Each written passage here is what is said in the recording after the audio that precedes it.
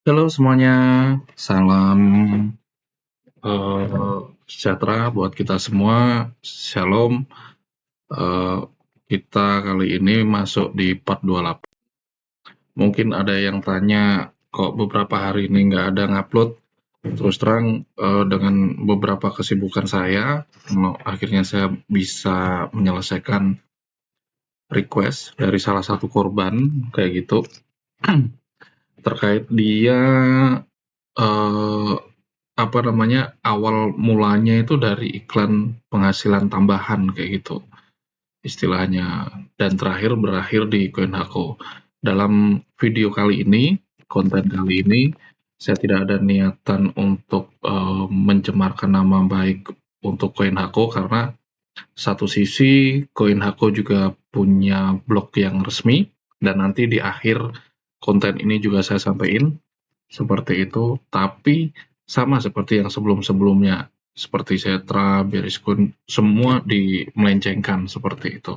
Nah, hal-hal ini yang coba kita kupas, dan ini kisah true story dari salah satu korban yang dalam tanda kutip ibu-ibu kayak gitu. Dia sudah lanjut, kisaran umurnya di kisaran 50 tahun seperti itu.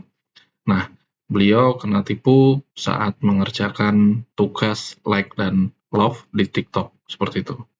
Oke, kita masuk. Bahasan hari ini terkait beberapa materi yang akan saya sampaikan. Yang pertama, marketing dan mentor konsultan. Yang kedua, kronologis kejadian. Yang ketiga, tugas dari marketing. Yang keempat, komunikasi dengan mentor. Ini yang pertama dan yang kedua. Terus berikutnya, bongkar bahasa surat perjanjian tugas data Koinhako. Ini saya bongkar ini, karena meresahkan yang ini. Nah, bukti transfer saya sampaikan, bentuk trading Koinhako, bukti tambahan, testimoni dari marketing, saluran resmi Koinhako, dan yang terakhir kontak saya. Seperti itu. Banyak yang akan kita bahas kali ini. Semoga bisa menikmati dari awal, pertengahan, sampai akhir. Oke, ini marketing dan mentor. Seperti itu. Bahasa di sini itu mentor. Padahal kalau di sebelum-sebelumnya kayak gitu bahasanya itu konsultan. Oke, yang pertama, ini marketingnya, namanya Melanie Wijaya, seperti itu.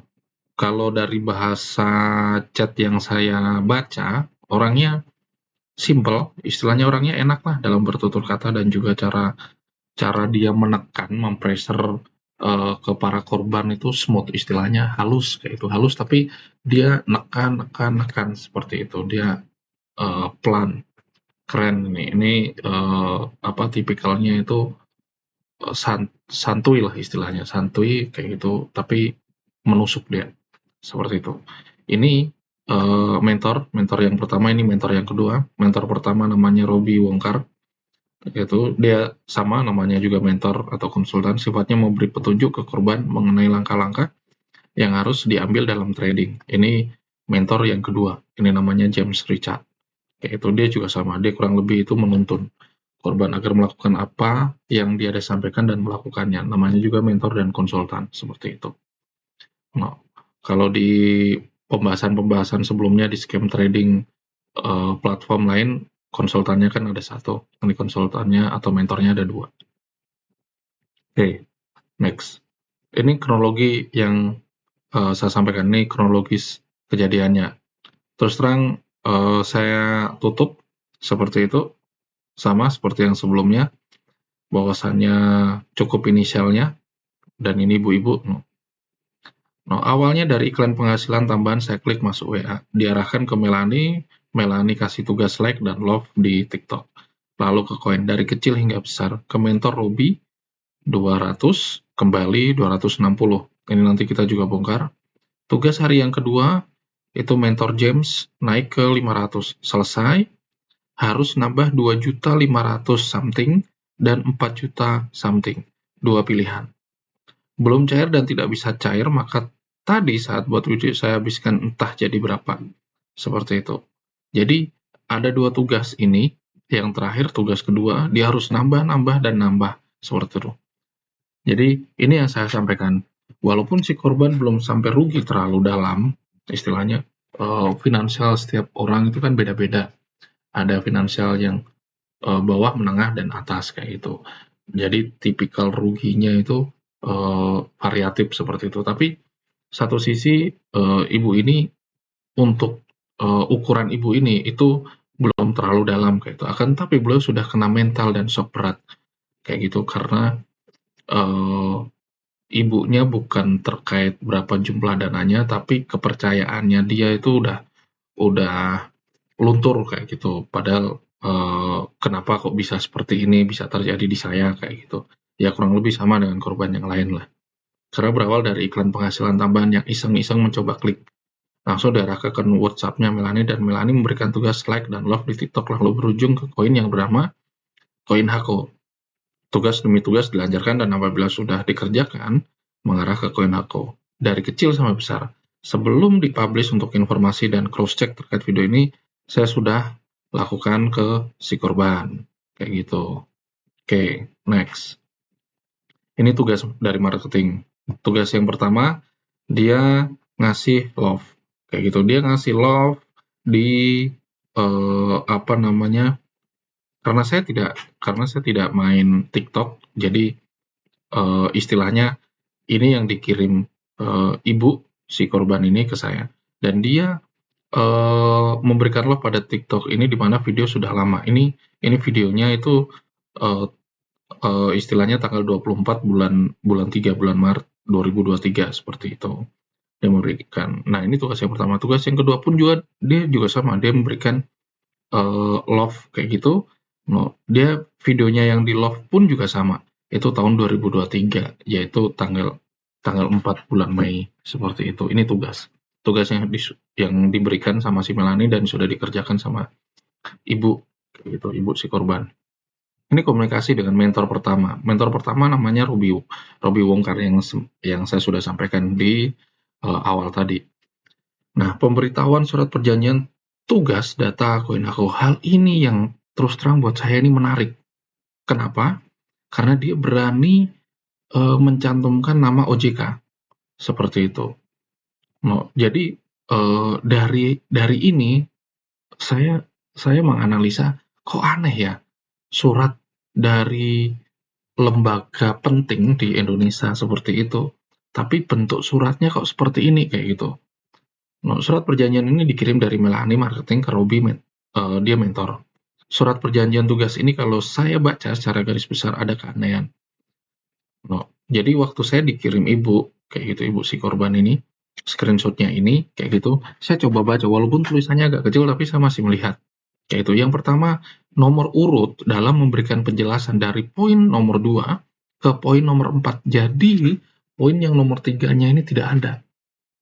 Kalau ini surat resmi, istilahnya, dengan kata lain, penataan nomor urut pun itu istilahnya bisa otomatis kayak gitu, walaupun manual habis 1, 2, dan itu harusnya 3, tapi ini langsung ke 4 kayak itu. Aneh seperti itu. Ini keanehan-keanehan yang saya dapatin. Yang kedua, kop surat juga tidak ada, karena di level surat menyurat secara formalitas harus ada kop suratnya. Kop suratnya ini juga nggak ada.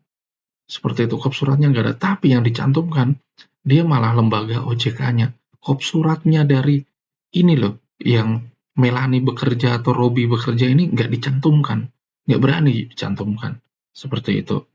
Padahal secara formalitas, kalau ini formal, dia berani cantumkan OJK-nya, itu berarti dia harus ada kop suratnya. Itu dari keanehan yang saya dapati. Terus yang ketiga, tata alinea pada tiap paragraf tidak diatur dan dibuat asal-asalan. Coba Bapak Ibu, walaupun belum bisa dibaca sama Bapak Ibu, tapi ini asal-asalan. Seperti itu. Terus yang terakhir, ini yang saya dapati loh ya. Kalau mungkin Bapak Ibu bisa menemukan dari sisi keanehan yang lain, bisa tulis di kolom komentar seperti itu. Yang terakhir, bagian approval terlihat hanya tanda tangan tidak disertai dengan nama yang approve. Dan posisi dan tempat surat ini dibuat juga tidak ada. Jadi posisi ini itu tidak ada nama yang di bawah. Ini tanda tangan dari siapa? Biasa kalau ada tanda tangan di bawahnya itu setidaknya nama dan di bawahnya posisi. Kalau kelasnya ini kelas surat formalitas yang levelnya udah level atas kayak gitu. Tapi ini nggak ada, ini cuma tanda tangan doang dan ini bisa aja pakai digital seperti itu, bukan tanda tangan basah. Itu kalau keanehan-keanehan dari surat ini. Oke. No, ini komunikasi dengan mentor yang kedua namanya James Richard. No, Melanie juga sama, dia kirim ke James Richard. Mentor kedua ini James juga sama menerima berkas surat perjanjian tersebut bahwasanya dari surat tersebut si korban sepakat untuk melakukan aktivitas tradingnya. Dari bahasa mentor atas nama James ini bahwasanya mengajak si korban untuk gabung grup trading karena banyak pesertanya. Nah, ini Bapak Ibu bisa baca. Nah, karena ada banyak peserta yang melakukan tugas data saat ini, saya akan membuat grup dengan beberapa anggota. Ini yang bahasa yang paling bawah ini. Seperti itu. Jadi, dan kata lain, strategi dan trade-nya mereka ini itu kurang lebih dengan scam trading yang berikutnya. Biar si korban percaya dia harus masukin korban ini ke grup. Seperti itu. Oke, next. Nah, kita bongkar bahasa surat perjanjian tugas data CoinHako. Nah, ini yang dari ini saya coba istilahnya salin di sini. Istilahnya seperti itu. Nah, pihak B-nya ini pun juga tidak ada. Pihak B ini nggak ada, ID penggunanya pun juga nggak ada. Setelah 1, 2, dia langsung lompat ke 4. Seperti itu. Ini bahasanya. Bahasanya yang saya sampaikan seperti itu. Mungkin Bapak Ibu bisa baca secara menyeluruh seperti itu. No. Tapi selama pengoperasian pihak B harus beroperasi sesuai dengan instruksi instruktur yang ditunjuk oleh pihak A. Jika ada kerugian yang disebabkan oleh data yang diberikan penanggung jawab yang ditunjuk oleh pihak A, perjanjian berikut akan berlaku. Pihak B akan menyuntikkan 200.000 pada tanggal 15 Mei dan pihak A akan menugaskan tutor untuk membimbing dan mengajar pihak B menjadi 260. Ini clear. Info dari Ibu kayak gitu, ini real. Kalau yang ini real. Setelah ini itu yang tidak real kayak gitu. Jika pihak B tidak mematuhi instruksi selama operasi dengan pihak B dan membuat kerugian investasi atau menghentikan perintah, semua kerugian tanggung oleh pihak B, tapi pihak B-nya ini nggak ada. Jika merugikan kepentingan pihak A dan menyebabkan kerugian terhadap usaha, pihak A berhak menuntut reputasi perusahaan seperti itu melalui saluran apapun atau dengan cara apapun. Jika pihak A tidak dapat memimpin pihak B, dan ini dicantumkan ini. Mereka berani mencantumkan nama CoinHako ini. Seperti itu. Kalau dari bahasa surat ini, si Robby, si Melanie, si James ini masuk dalam satu perusahaan di CoinHako. Mereka bekerja under CoinHako seperti itu. Itu yang saya amati dan saya cermati seperti itu. Tapi dari surat ini terus terang banyak kejanggalan. Ini yang membuat si korban percaya seperti itu. Oke, kita masuk di bagian bukti transfer. Ini yang saya sudah sampaikan. Ini yang tugas pertama yang saya sampaikan dari awal itu tadi, bahwasanya beliau, ibu si korban kayak gitu, dia sudah melakukan transfer. Ini namanya dan ini bank penerimanya. Saya open di sini. Saya open dan ibu itu menerima kembali 260 seperti itu. Nah, ini yang saya sampaikan dan ibunya juga kirim ini terlihat di samping bukti transfer dari si korban. Ibu kayak itu ke rekening penerima kan, tapi bisa dilihat nama rekening. Tidak ada nama perusahaannya, sama seperti yang sebelum-sebelumnya kalau Bapak Ibu transfer dan Bapak Ibu berkecimpung dalam scam trading kayak itu. Kalau udah tahu soal scam trading kayak itu, penerimanya pasti bukan perusahaan melainkan nama orang kayak itu. Dan ini namanya itu beda dengan nama Melanie, beda nama Robby tadi sama James tadi, tapi namanya Usep Rusmana ini. Sesuai keterangan dari data kronologis yang diberikan si korban, bahwasanya setelah dia melakukan trading dari kecil ke besar, beliau mendapatkan hasil kembali 200. Untungnya 60.000. Jadi kecil, memang kecil kayak itu. Mungkin No, tapi dari hal itu meyakinkan si korban untuk bisa lanjut. Kayak gitu. Tugas pertama dinyatakan goal, hampir rata-rata scam trading di awal pasti dikasih keuntungan terlebih dahulu. Ini strategi scam trading, yaitu di awal pasti dikasih keuntungan terlebih dahulu. Oke, next. Ini bentuk trading koin Hako. Seperti itu. Nah, ini akunnya, akun ibu. Nah, ini alamatnya. Setelah saya cek alamat ini sudah tidak ada. Seperti itu, dia langsung menghilang. Seperti itu.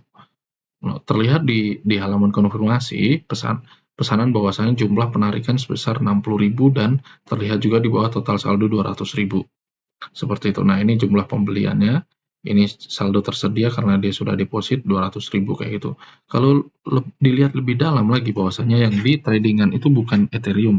Kalau Bapak Ibu pernah di Setra, Bearish Coin, seperti itu, terus TMX, FX Pro kayak gitu, itu di Ethereum kayak gitu. Tapi ini dia BTC, Bitcoin seperti itu. Kalau ada yang merasa pernah masuk dalam perangkap ini, kalau saya keliru di koin apa yang ditradingkan di scam trading ini, bisa tulis di kolom komentar.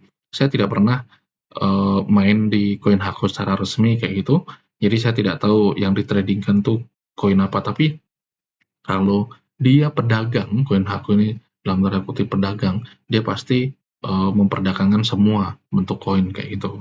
Nah, ini akunnya. Ini tampilan akunnya, home order user kayak itu. Nah, ini tampilan dari user seperti itu, dan total aset pure memang masuk 250.000. Oke, next. Ini bentuk trading koin Hako. Ini si Robi. Cuma yang tampilan ini saya tidak dapat. Tapi ini udah jadi satu set kayak gitu, dikirim ke ibu si korban untuk mengikuti petunjuk gambar ini seperti itu. Ini bahasanya bahasanya samalah seperti yang saya sampaikan di di awal-awal tadi kayak gitu, bahwasanya jangan gunakan pada jumlah pembelian masukkan 60.000, jangan gunakan tanda baca titik ataupun koma, masukkan saldo sesuai yang 60.000 karena mereka permainannya permainan kecil dulu kayak itu. Dia menyerang dari yang kecil kayak gitu ke menengah seperti itu. Hanya perlu beroperasi sekali, tolong jangan beroperasi secara pribadi. Kerugian yang disebabkan oleh alasan Anda sendiri akan menjadi tanggung jawab Anda sendiri, dan beritahu saya dengan membalas pesanan selesai. Nah, ini bahasanya. Kayak gitu. Ini klik beli naik seperti itu. Saya tidak terus terang saya tidak tahu terkait ini, tapi ini bahasa tradingnya mereka seperti itu. Nah, bimbingan pada trading BTC di sini, trading tambahan dibimbing oleh konsultan atau mentor Ruby, sehingga semua langkah demi langkah tidak boleh melakukan sendiri, harus sesuai dengan instruksi. Seperti itu. Sasaran yang ingin disampaikan si korban belum share contoh step by step-nya trading ini. Terus terang, dia si korban belum share. No, ya saya memaklumi lah istilahnya kenapa beliau belum share kayak gitu. Tapi it's okay, nggak apa-apa. Yang penting tujuan dan sasarannya saya bisa nyampein seperti itu. Sehingga poinnya penting saja yang ingin saya open agar tidak banyak korban lagi yang berjatuhan. Seperti itu. Yang penting poin-poinnya itu yang disampaikan ibu saya sudah ngerti. Oh, kayak seperti ini loh, kayak gitu. Oh, seperti ini loh. Nah, jadi it's okay lah. Nah, ini bukti tambahan. Ini transaksi yang ibu udah kirim kayak itu. Yang pertama 500.000 ini sama usai proses mana. Yang keduanya 2,5 juta ini atas nama Sukmaningsih. Namanya ini bukan bukan sama dengan marketing maupun mentor atau konsultannya seperti itu. Besaran bukti transfer yang tampilkan di samping bukti tambahan dari si korban terkait case kedua setelah case pertama selesai. Ini case 2. Ini case kedua. Case pertama tadi 200 ke 260 clear. Itu memang pure masuk. Nah, ini case kedua yang ibu mulai merasa keanehan seperti itu. Aneh ini. Ini aneh. Dan akhirnya ibu selesai dan ibu si korban ini ngontak saya. Seperti itu. Nah, ini testimoni dari marketing. Dia tetap mengajak dengan smooth kayak itu. Dia bilang, semoga kakak bisa menyelesaikan dengan baik ya kak. Kakak yang semangat mengerjakan tugas dari mentor ya kak. Ini tetap di dipepet terus kayak gitu. Kayak itu. Walaupun di hari berikutnya ini, "Selamat siang Kakak, apakah apakah Kakak mendapatkan tugas berikutnya dari mentor Kakak?" Nah ini dia bilang, "Saya semalam sudah terlambat karena meminjam dan tentunya saya belum tahu kapan saya akan membayar. Kemarin info Kakak setelah selesai sih, kemarin info Kakak setelah selesai ini, sudah selesai. Untuk itu saya tidak dapat melanjutkan karena di luar kemampuan saya." Seperti itu.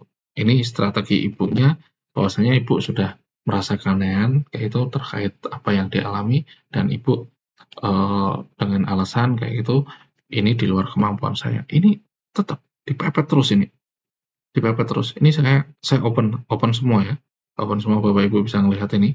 Seperti itu. Terlihat di samping dari marketing masih mengajak si korban untuk lanjut menuntaskan tugasnya. Padahal si korban sudah berserah dengan tidak bisa atau belum bisa bayar, tapi marketing tetap saja menggoda agar bisa lanjut mengerjakan tugas. Ini yang di screenshot dikirim ke saya dari korban, si ibu, seperti itu.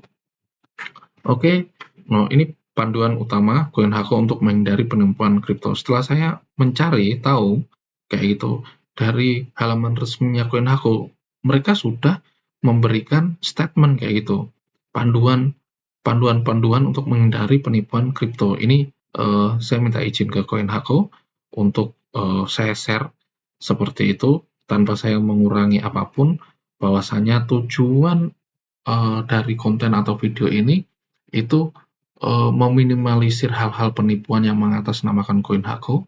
Yang kedua, istilahnya para korban tidak banyak berjatuhan dan mereka bisa mengerti bahwasanya bahasa scam trading yaitu yang mengataskan CoinHako. Ayo kita hati-hati seperti itu. Jangan mudah percaya kayak itu. Biarkan iming-iming uang besar mengaburkan penilaian Anda. Ini bahasa-bahasa yang ada di CoinHako. Kayak kita sampein. Ini juga bahasa yang ada di CoinHako kayak itu. Berikut panduan bagus tentang langkah-langkah yang dapat Anda ambil untuk menjaga keamanan kripto.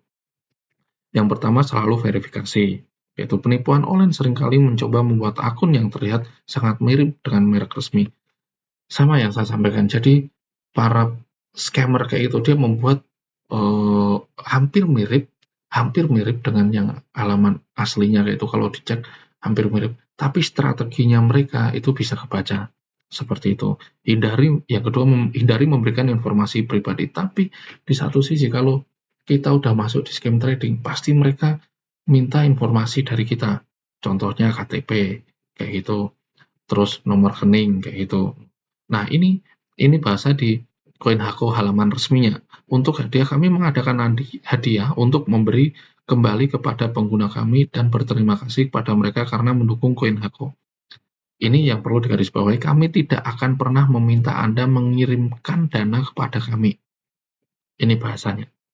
Kayak itu. Yang ketiga, berhati-hatilah saat mengikuti giveaway online. Kayak itu. Kami selalu memastikan bahwa semua hadiah atau informasi promosi kami memiliki postingan yang tersedia di blog kami, blog.coinhako.com. Jadi jika ragu, gulir saja postingan blog kami untuk memverifikasi keabsahannya. Seperti itu. Dan ini halaman resminya. Ini saluran resmi CoinHako. Saya tetap minta izin ke CoinHako Official untuk menyampaikan hal ini kepada semua orang kayak gitu, karena kita sama-sama memerangi atau mengecam keras apapun bentuknya yang namanya scam trading seperti itu. Oke, nah ini Telegramnya, ini Instagramnya, ini TikTok, ini Twitternya, dan ini Facebooknya. Seperti itu ada ini, dan ini tercantum resmi di blognya CoinHako. Seperti itu. Nah, ini kontak saya. Tidak usah khawatir, Bapak Ibu, kalaupun ada yang mengalami kurang lebih sama seperti ini, boleh share kayak itu apa yang Bapak Ibu alami, karena terus terang saya juga korban, saya terlalu dalam, saya korban dari salah satu scam trading juga, bahkan mulai bulan depan saya tidak tahu, karena beberapa yang saya pakai uang untuk scam trading itu ada uang utang bank kayak itu, dan terus terang semua mental saya kena, keluarga besar saya juga mengalami hal yang sama. Tapi satu hal, mari kita sama-sama mengecam, mari kita sama-sama memerangi yang namanya scam trading agar tidak banyak korban yang berjatuhan. Itu karena kalau kita punya niatan bagus, kita punya niatan baik kayak gitu, terus terang saya percaya pertolongan Tuhan di setiap pergumulan saya kayak gitu. Tuhan tidak pernah menutup matanya, Tuhan tidak pernah menutup telinganya kayak gitu, dan saya percaya bagi Tuhan tiada yang mustahil bagi orang yang percaya. Seperti itu. Ini kontak person saya kayak gitu. Monggo silakan, ini nomor nomor telepon dan nomor WA saya di sini. Satu nomor ini aja kayak gitu. Nah, ini alamat email saya. Seperti itu. Nah, di akhir kata saya mengucapkan terima kasih dari awal pertengahan sampai akhir. Ini statement yang saya sampaikan. Kita percaya akan ada waktunya untuk para scammer terpeleset, entah itu cepat atau lambat, karena saya yakin waktu Tuhan adalah waktu yang tepat.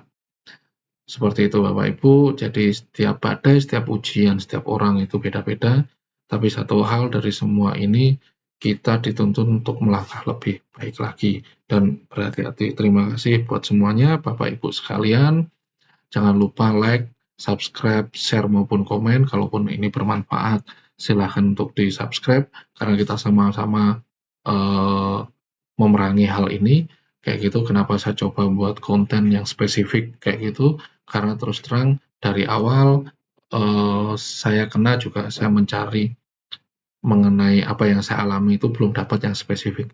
Itu kenapa saya coba berani membongkar kayak itu, berani menyampaikan data-data yang spesifik kayak itu, yang relevan dan real itu adanya, karena terus terang ini untuk masyarakat umum. Seperti itu, biar kita sama-sama berhati-hati dan waspada. Terima kasih buat semuanya, Bapak Ibu. God bless you all. Bye-bye.